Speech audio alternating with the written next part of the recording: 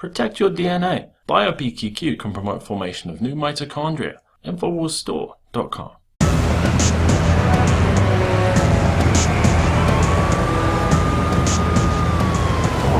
Back in May of 2012, while America slept, an amendment overturned the long-standing Smith-Mundt Act of 1948 and the Foreign Relations Authorization Act of 1987, allowing for materials produced by the State Department and the Broadcasting Board of Governors to be released within U.S. borders. Michael Hastings of BuzzFeed.com put it this way: the new law would give sweeping powers to the State Department and Pentagon to push television, radio, newspaper, and social media onto the U.S. public. It removes the protection for Americans, says a Pentagon official who is concerned about the law.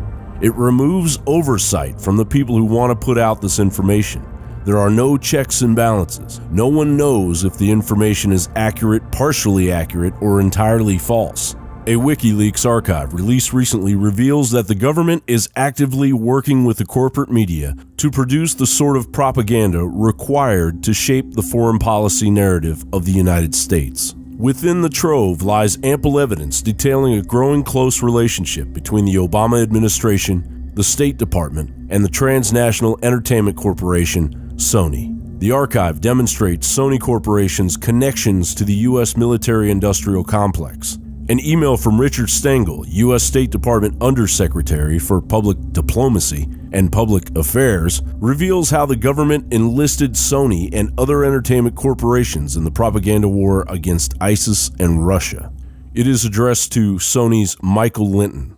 It reads, "It was great to see you yesterday. As you could see, we have plenty of challenges encountering ISIL narratives in the Middle East and Russian narratives in Central and Eastern Europe.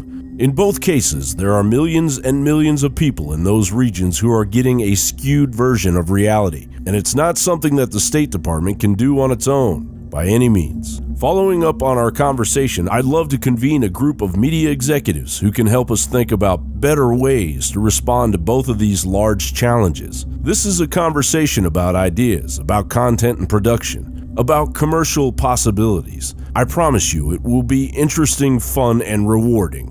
Michael Linton responded to this email by sending Stengel a list of names including Andy Bird, chairman of Walt Disney International, former Turner Broadcasting CEO Phil Kent, 21st Century Fox COO James Murdoch, and Drew Guff, a founding partner of private equity investment firm Sigler Guff.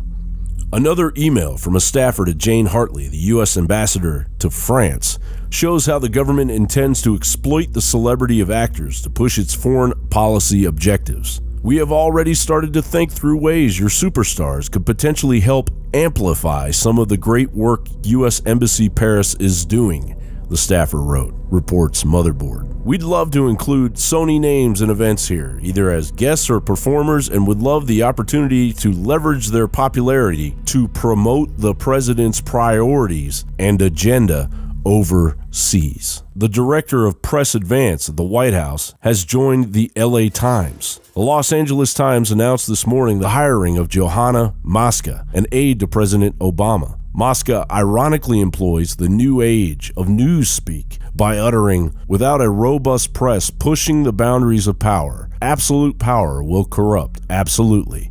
And that is precisely why we need organizations like the LA Times to survive." The tentacles of the Obama administration are quietly stretching into large sections of media. Jon Bowne, Infowars.com.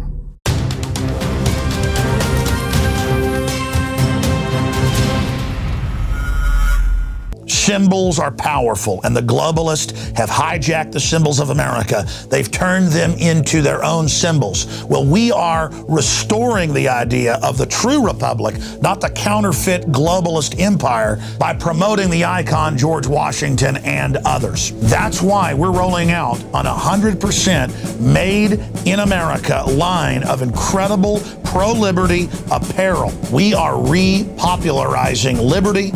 We are helping fellow Americans rediscover what made this country great.